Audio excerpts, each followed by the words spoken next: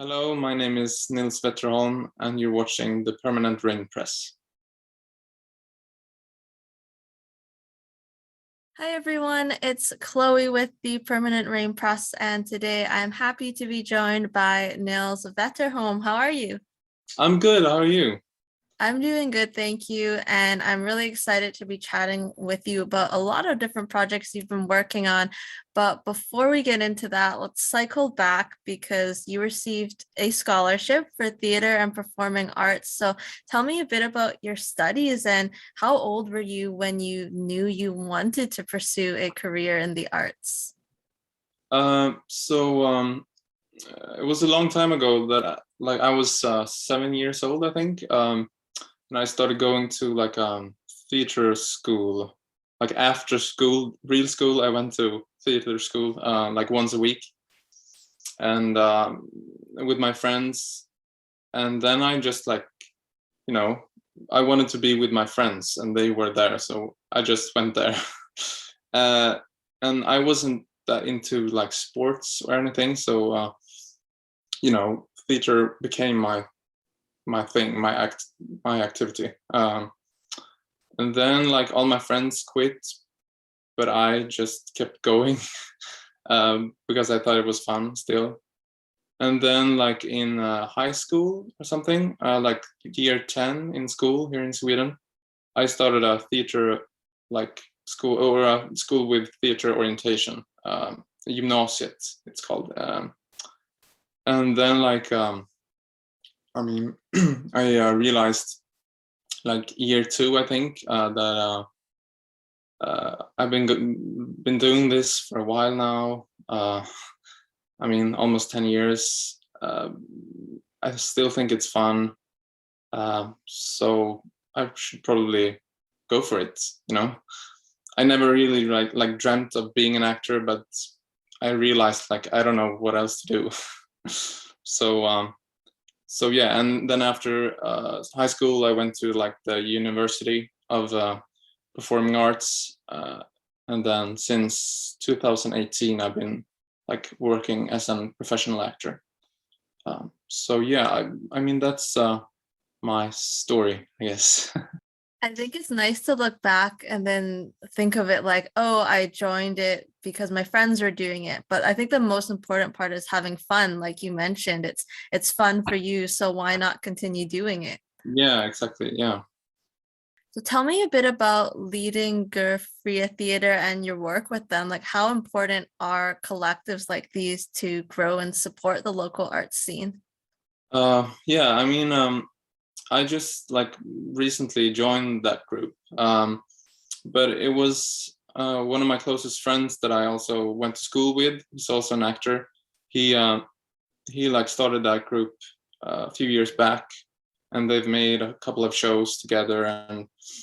And then I thought like maybe I could be in it as well. So I just asked him, or he asked me if I wanted to be with them.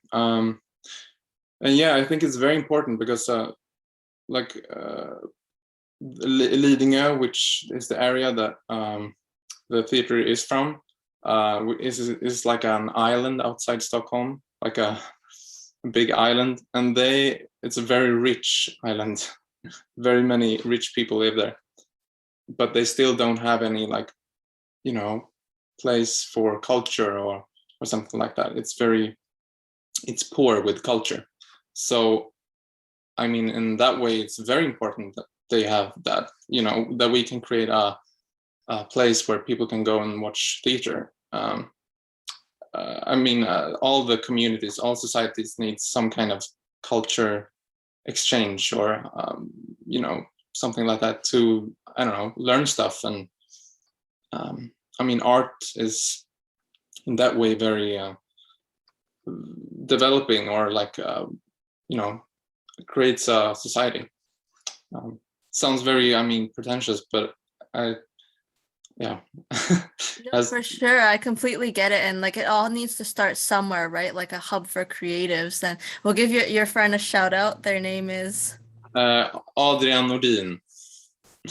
Yeah, and for me personal, it's also like having a place, like creative ventilation, I guess. Like, I want to try this. What if we did this text in that way, and I can go there and just like, it's my little creative ventilation area. Yeah, and it's great to like experiment with one another. And Mimi Sion, who's in Young Royals, is also in that group, right? Yeah, I mean, it's a small world for actors in Sweden. But and she's she's an amazing actor, and I think it's very nice to work with her, like with more like theater things, and getting to know each other like that as well. In November, you'll be in SADLAND. So what can you share about these upcoming performances and the story behind this production? Yeah, so I'm currently working with a theater group called Potato. And they are like one of Sweden's most like biggest or most influential theater groups right now, and we're doing a project called SADLAND, and it's a devising project, which means it's not like we have a finished script from the beginning. We have like a subject or a theme that we create material from. And yeah, so SADLAND is about like, or our subject is basically like mental illness amongst youth, and the culture that emerges from that, I guess. And yeah, I mean, we're trying to make like create a room that we invite people to, and you like, make more like a feeling of depression or numbness that you as a audience experience, rather than like showing, okay, this is about two people who are depressed, and then suddenly one day blah blah blah. It's more like creating a atmosphere in a room. That sounds super interesting. And then what I was reading about it is, that today it's so relevant because there's a notion of the sad boy and sad girl character, but it's not just in film and TV, it's in like artwork, it's in music, because this is also like an electronic musical at the same time, is it? Yeah, exactly. It's we have a lot of musical elements in it, and we try to write new songs. It's very difficult to make a musical. I don't know how to do that, but we try our best. And there's a lot of like live music as well as pre-recorded music, and inspired by like all these famous sad girls and sad boys artists like Billie Eilish or Lana Del Rey, or and we have like inspiration from them and creates our material from that. Yeah, that's a really cool like connection between all these art forms. Like, how has the preparation and rehearsals been going? Very grueling and tiring, or is it just very fun? It's both. There's a lot. It's a very serious subject. There's a lot of like things you talk about that's like like mental illness is so relevant and so close to everyone, I guess.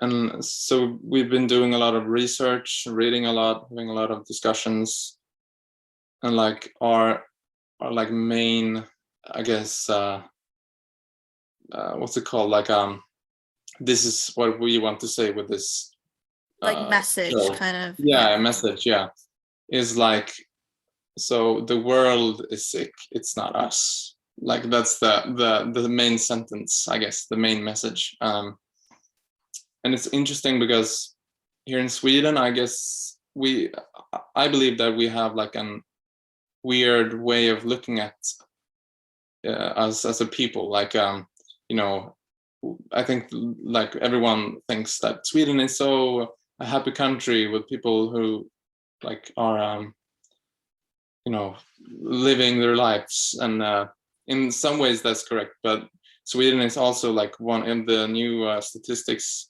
is like in top in Europe of like suicide counts and everything like that. So it's why is it that Sweden have their view on themselves, like this wrong view, or I don't know,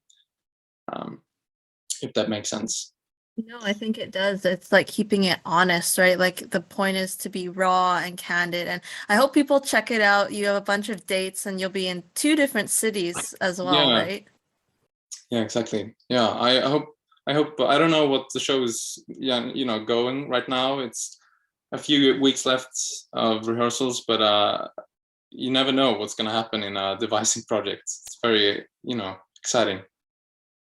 Well, it will be in Stockholm and Malmö. yeah, I wanted you to pronounce that so I didn't Yeah. butcher it when I said it out loud.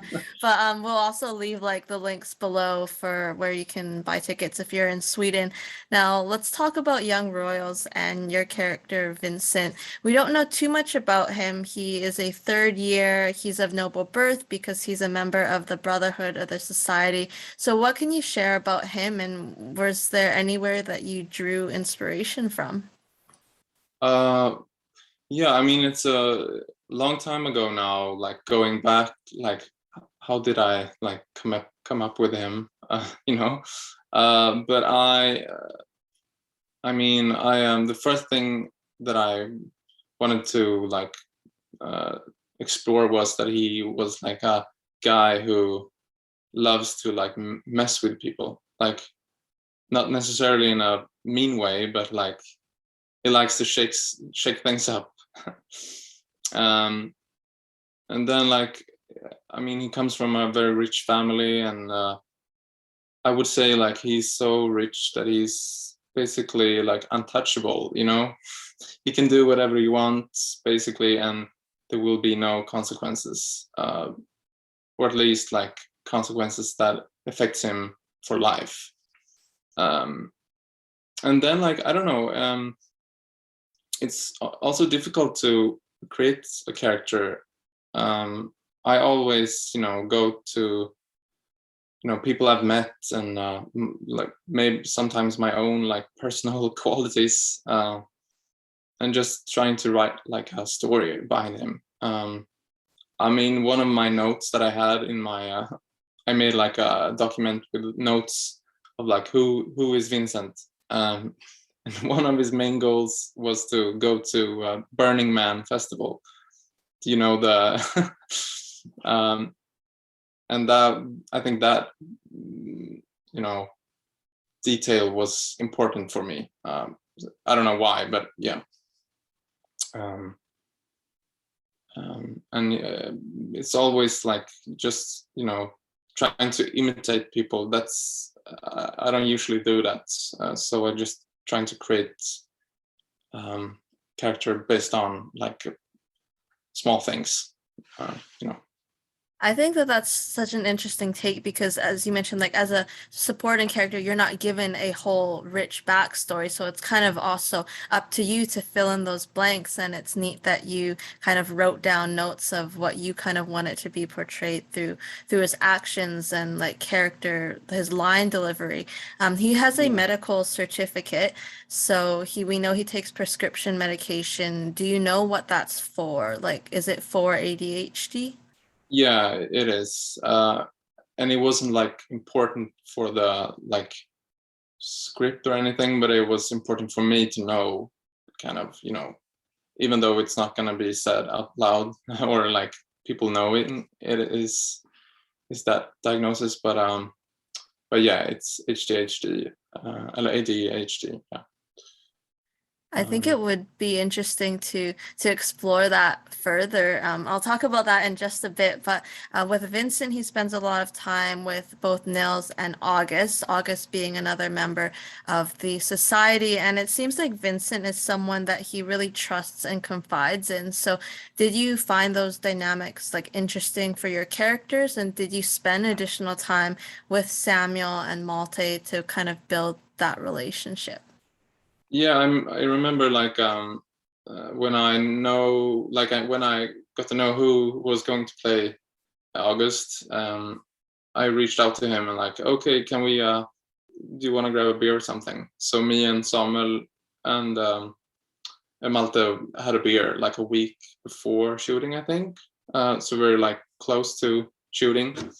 And we talked and we had like a whole night together, I guess. And then like we realized, me and Malte, that we went to the same school, but like years apart from each other.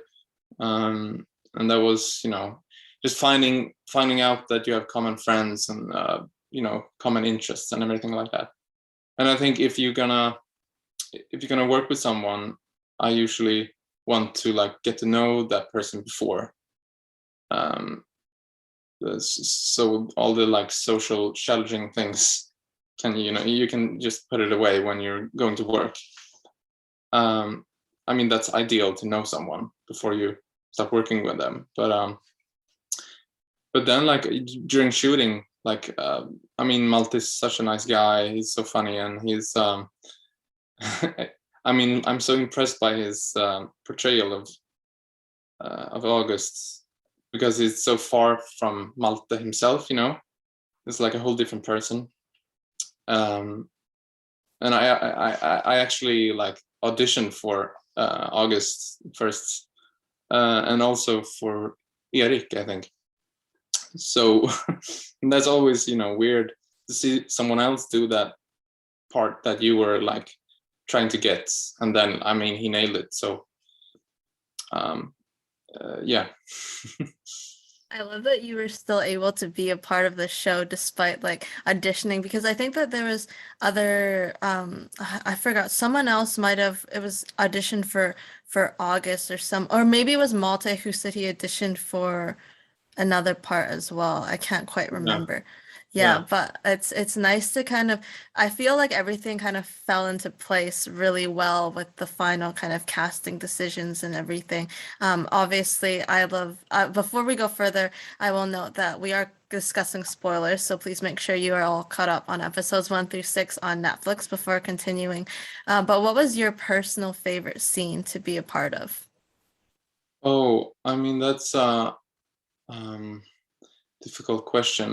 There's a lot of funny scenes that we shot that didn't make the cut and everything like that. So I'm trying to remember which ones that I in the show. But me and Samuel had a lot of like we were always in the scenes together, and we know each other from before. So it was like working with a close friend, or it was working with a close friend, and that was a lot of fun.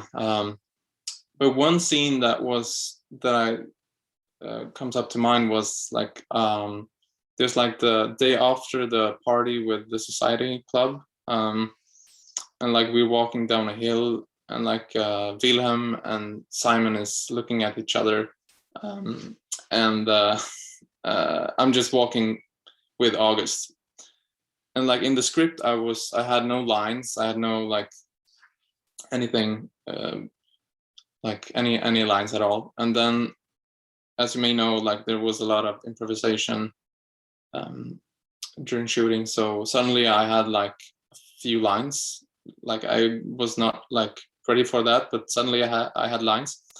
And I started talking about like, oh, this guy threw up this morning, and there was an expression like in Sweden that is like lägga en pizza, which is basically like when you threw up, it looks like a pizza, gross, but yeah. And so we're doing this scene, and I'm like saying this line, and like when in the end of the like Malte asked me like, what were you talking about, this pizza? Was he ordering a pizza? I didn't understand. So he thought like the whole scene that I was saying that, oh, this guy ordered a pizza. And it was so typical Malte, early in the morning, and he was like working so hard, and he thought that I was talking about someone who ordered pizza. Yeah, that was funny.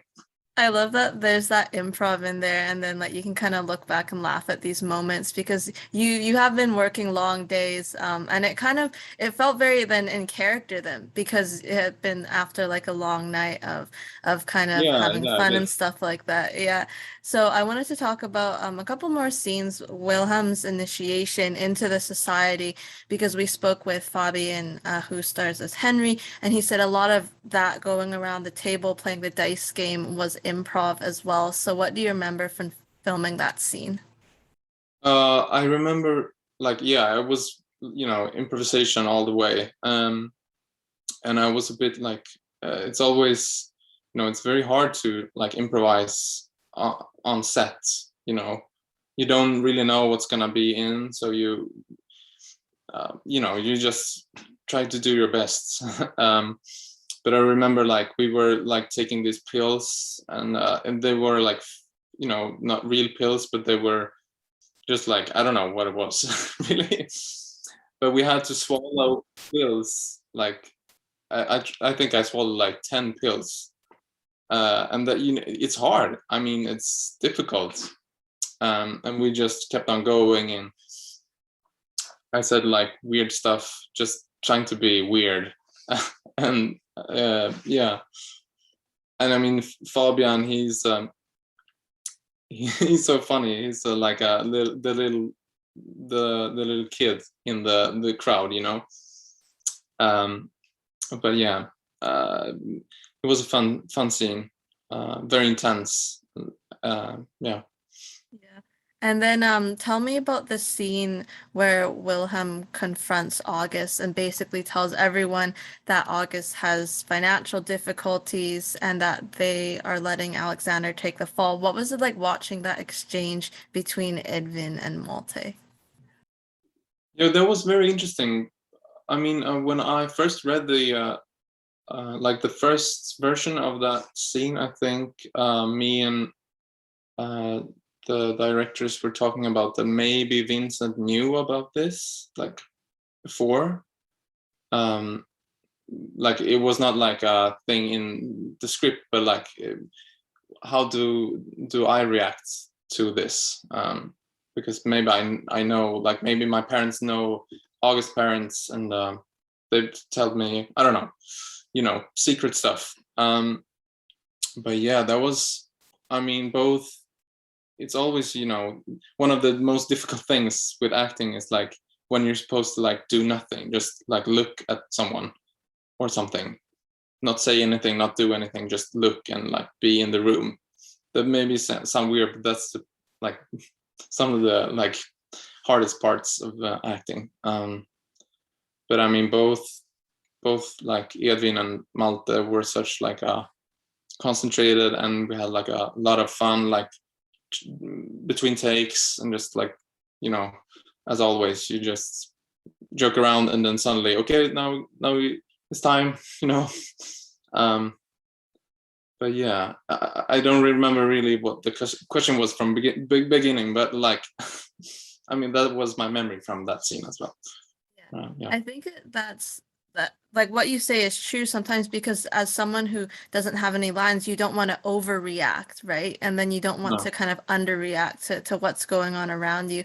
Now, the scene where Simon approaches the August, Nils and Vincent outside Halerska to talk to August about the alcohol. The three of you just looked so obnoxious. Yeah. What do you remember filming that one? Like, was it difficult or was it easy to kind of just get into character? Because you had your shades on. I think Samuel Yeah. had his in his hand, and then Malte had his shades on as well. But the way you just looked at him was just so rude. Yeah, I mean, the shades help you a lot, I guess. I mean, the shades just gives that douchebag look instantly.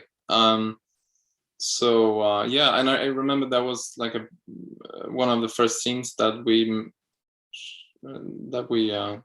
did. I think so, at least. Like, and it was still like hot outside, so I remember I was sweating a lot. Uh, You were wearing uh, like a hoodie, I think, right? yeah, yeah. Um, but I mean that I was we were just like usually like me and Samuel were, you know, we had scenes where we were in the background and not saying anything, so we could like, you know, create stuff together and like, oh, we should maybe do like this, can you do this with your shades, you know, just coming up with stupid stuff. And like always, you know, you have when you know, one of the most easy things I would say is like to be rude or like come up with rude stuff to do to another person, like you know, not answering or just like look like you look disgusting, like I don't know. But Well, you did it well. You all did it well. What was your favorite scene as a viewer and why?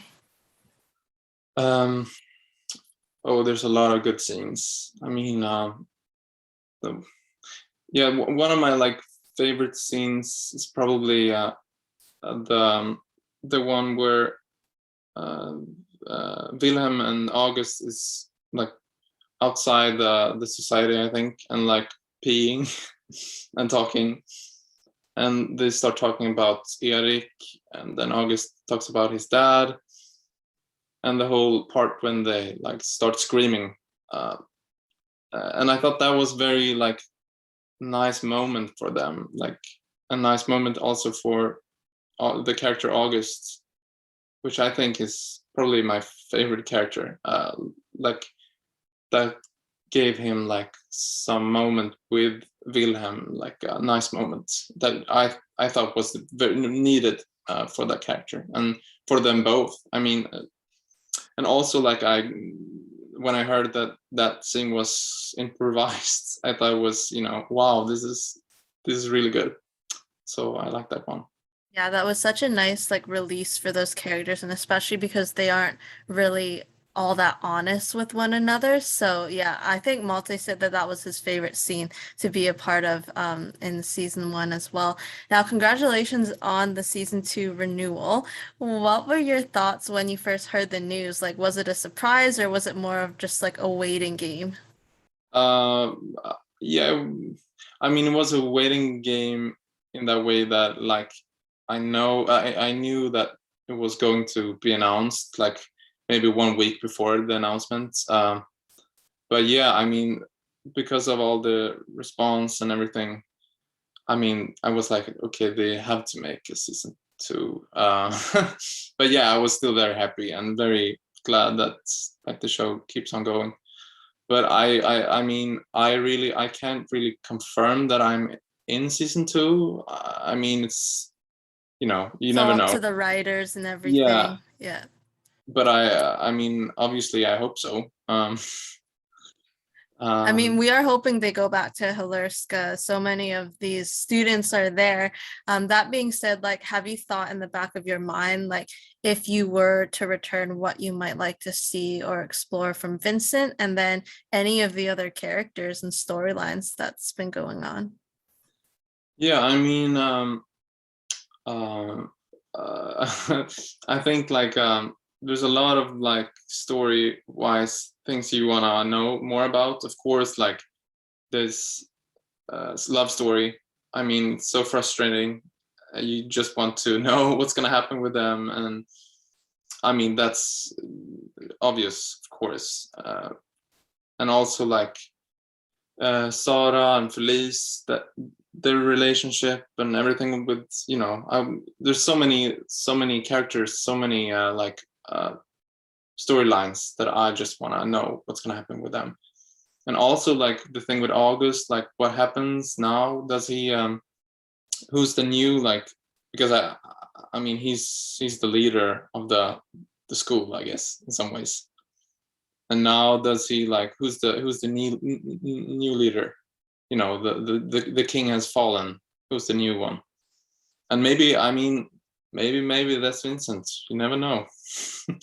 But yeah, so that's, and also like I realized like there's so many actors in this show that's so like musically talented. I mean, Omar, of course, Malte as well, Xiaolong, and I mean, like, I know I know Nikita is also, like, you know, she went to like a musical school or something, and Mimi, you know, there's so many people who's like musically talented, so maybe we should have like a musical number like a It's opening. exactly what I have been saying to like Yeah, everyone on this show who I've interviewed. Yeah, even like Felicia Trudson, I know she sings a bit. And just like there's so many talents. And I know you spend a lot of cast spent time in the music room during yeah, takes and exactly, yeah. whatnot. Yeah.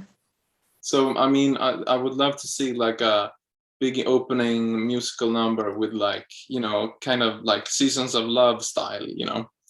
That would be that Like would the be pipe dream out there, just putting it out there. Maybe it yeah, will yeah. happen. But you touched on some really interesting things there. Like I was thinking about the shift in power dynamics due to at least now everyone in the brotherhood or the society knowing that August's family is kind of poor and in financial struggles. So it will be interesting to see what comes out of that. Like for you as Nils and not Vincent, would you like to see August like be brought to justice for what he did?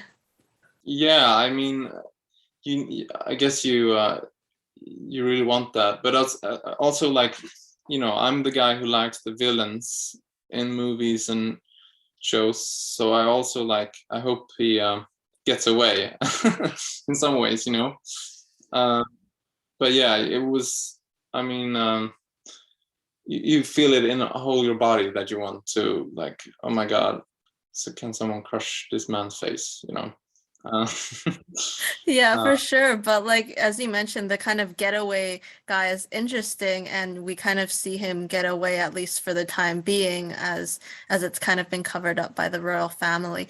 But take me behind the scenes. Like, what are your favorite moments that happened when the cameras weren't rolling?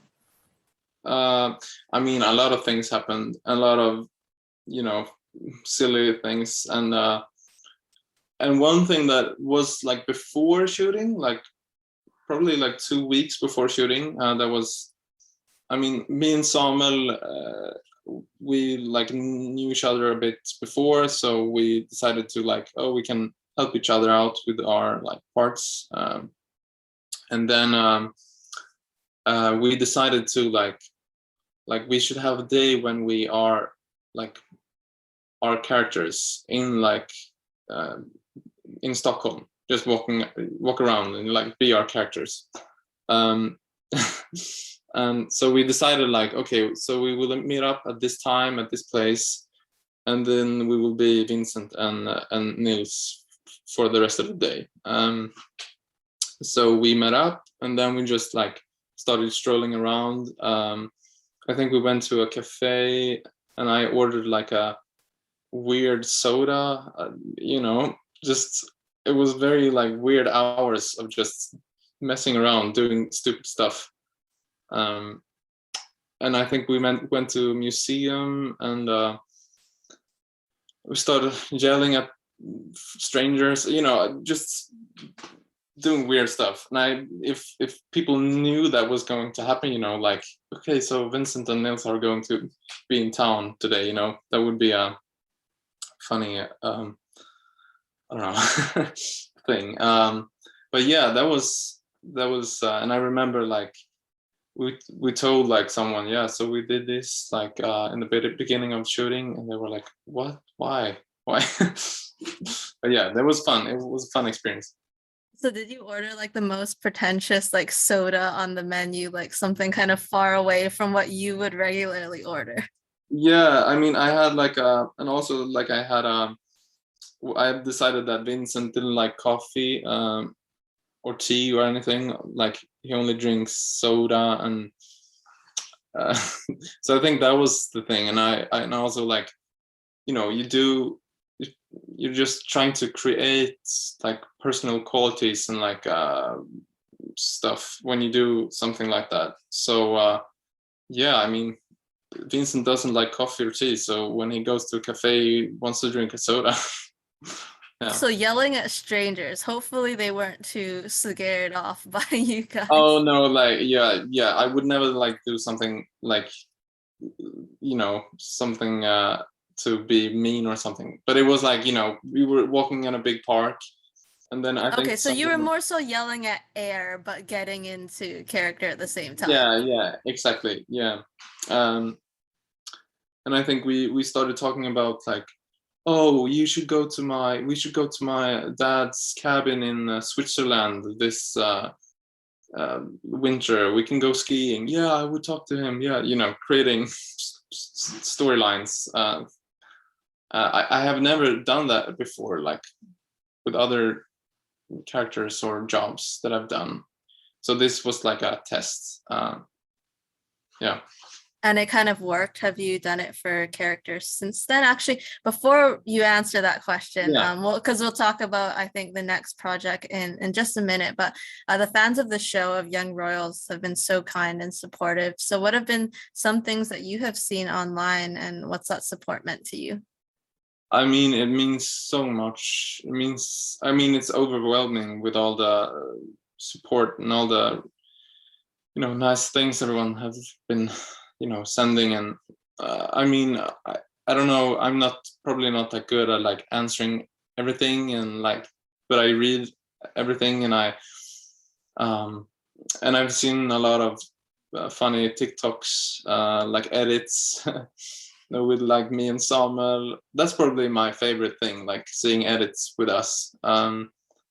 It's also like, a bit uncomfortable but still funny, and like, see yourself in that concept or that context. I don't know. That's it's so many things. That's so many like cool stuff that's been happening with this show. So but yeah, I love to all the fans. You're the greatest fans in the Yeah, world. they're so amazing and they're so just so intuitive. Like, and the fact that they're creating all these edits that all the cast are in.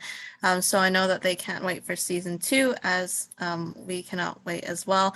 But let's talk about a new project of yours coming out November 1st on TV4, Knutby. So this is based off Jonas Bonnier's novel and inspired by real life events. What can you share about the premise and your character, Johnny? So Knutby is like a show based on there was like a cult in Sweden, a Christian cult outside of Stockholm, and it was like a very, they were doing very weird stuff, and eventually like people got hurt, and they were accused of like sexual abuse and physical abuse, and people, and suddenly there was like a murder case. I mean, a lot of weird and awful things happened in that cult. So the show is like based on the events that happened. It's still like fictional, it's always like that. It's like based on something. It's still fiction. So and my character Johnny he is like just a guy in the Christian meeting, a guy who loves to play guitar and loves Jesus. That's nice that you can kind of at least infuse a bit of like your musical abilities into your character, but around the themes of like religion and radicalization and love, what kind of research or preparation did you do specifically, and just in order to get immersed in the church in this community? I mean, because like the character that I'm playing is like based on like a real person. I was a bit struggling with like, should I like, imitate him, or should I, what kind of portrayal should I do? But then I like, decided not to, you know, do that or like imitate him. Like two reasons. The one reason is like he's pretty anonymous and very like you can't really find anything about him when you do your research. So, and also like I wanted to do something like it's still like a fictional show, so it's not like a documentary. so I could like have the freedom of making my own character. But yeah, I watched a lot of documentaries about this Knutby case, and also like when I got the script. First I got the part, and then I got the script, and I read my lines or my scenes, and I realized like, okay, so I play guitar in basically every scene, and I don't really know how to play guitar. So I was very like, okay, how is this gonna, you know, I can play like a bit of guitar, but I never learned like play chords or technique or anything like that. So I was a bit stressed. But then I demanded like guitar classes so I could learn, and then I just play guitar like every day that summer and try to learn a few songs. So guitar was, you know, inspiration and you know, part of my work, just playing guitar. And then like I become like, you know, comfortable with having guitar, holding a guitar, and that gives a lot of, you know, details of your character, I guess. So like the instrument actually help you kind of gain that confidence more so for your role rather than maybe like learning lines in other Yeah, circumstances. Yeah. exactly. I mean, and that's like in a few years, maybe I will say like, oh, for that part, I learned to play the guitar. You know, it's also like a prestige thing, I guess. And it's a good skill to have moving forward. Now you reunited with your Caliphate director, Goran Kapetanović. So was it nice having a familiar face on set? And have you gotten used to his style as a director? Yeah, I mean, I was so glad that I got the chance to work with him again, and also like one of the most difficult things with working as an actor, I think, is all the like new people that you meet. Like that's one of the most fun parts, but also like most difficult because you have to like, okay, so I have to know this person, and then like I talked about before, like it's like so socially challenging sometimes. But because I know him from before and I've worked with him before, that was like a very like, oh, this is I know his style, so this is gonna be fine. And I mean, he's such a funny guy, such a kind person. I really like think yeah, he's a cute guy. And his style, he works a lot of like like with images. Like he looks at the camera through the camera, and he can see like, or the monitor, and like see, okay, so this scene needs motion. You have to stand up when you're saying this, and some you have to go out and then come back in, like working with like motion in an image. And if the image is not good, he says like the image is dead, like the scene is dead. We need some life, and I think that's an interesting and different way of working with film. And it's interesting to work with, I'm sure, different directors and pick up on all these different techniques. And you had such a talented ensemble with this one. What was it like working with the cast, specifically people like Alba August, Mal in Person, Ali at OPEM? I mean, that was such a like a good way of like, you know, you learn so much from these talented actors. I mean, like that's also like such a privilege to work with these talented actors. And I mean, I know who like Alba and Malin, I knew who they were before, and I think they're like, you know, you get a bit nervous when you're gonna work with like people you know and you like. And Alba and me, we were playing like a couple, so that was also like, you know, I hope we get along privately, so it's, you know, gonna be more easy. But yeah, we're good friends now, and she's so funny, and also like Malin, she's probably one of the funniest people I ever met. we didn't have that many scenes together, fortunately, but you know, when you were at sets and having a break or something, we were always like talking and joking around. So Can you imagine if you and Alba didn't get along, how like terrible that time would have been on set? yeah, we actually talked about that, like how would this experience be if we didn't like each other? That would be horrible. And also, like, I mean, I'm in some ways I'm so lucky that I have been working with people that I really like. I mean, the whole cast in Young Royals, everyone was so, you know, great people, and I mean, that's the whole, you know, that's what makes something good, like the people that you work with. Now let's talk music, and you're in a duo, Hasse Co. When did this first come about? Because you and Mans have been making music together for around 10 years now. Yeah, I mean, first of all, like I'm so impressed about, like, you've really done your research. You know, that you the fact that you know about like Hasse companies, like, I mean, yeah. You have an Instagram page, so you are a serious band.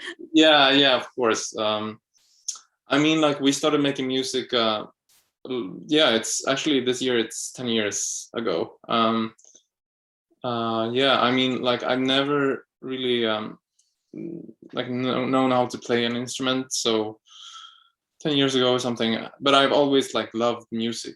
Like that's probably my biggest interest outside of acting. But I've always like wanted to learn an instrument, but you know, I'm too lazy, or I don't know. So I started trying to learn music in like you know, music software on my computer, and my friend Mons was also trying to learn different musical or music software on his computer. He was using GarageBand. I was using Fruity Loops, I think.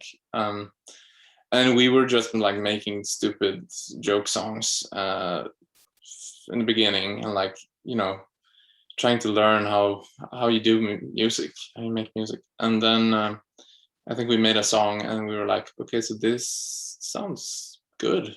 Like this sounds, maybe we should do more serious music. And so we started trying to do that, and then it's been like, I mean, these years have gone, you know, it's so been so long, but still like fast. It feels like last week we started making music. When did you decide that you were kind of going to take a lot of the vocal work? I started like taking singing classes, and then like I've always like been singing since I was little, but I was never like comfortable doing that. And then I took like singing classes, and then, you know, record, you're trying to record yourself, or you try to do that, and you get used to that, you know, routine of just learning and listening and learning and listening. And then together with my like acting school or education, there's a lot of like singing and musical elements in that as well. So I just developed, I don't know, yeah, it was like he, and also like Mons know how to play guitar, bass, and everything like that, and I guess I have a sense of like stuff, but my instrument is singing. That's mainly my instrument. So yeah. I like that it probably took you time to get to like a comfort level, but now you've been releasing music. I would call your sound kind of ambient noise pop. How would you describe it for people who haven't heard your music yet? Yeah, that's a pretty good like you know, I would say also like a, you know, it's always weird describing your music, but I guess like indie pop, noise pop, like the whole like DIY way of making music gives like that sound of home recording, and I really like that. I think it's you can like be a bad musician but still make good songs if you still have like the sense, and yeah, you know, one of the like most influential artists in that DIY scene. He didn't know how to play, like Daniel Johnston. I don't know if you know who he is, but he I like think I've heard of them. Yeah. yeah. He's like an icon in that scene, and he wasn't that good at playing guitar. Or he was just good at writing songs, melodies, and he was yeah.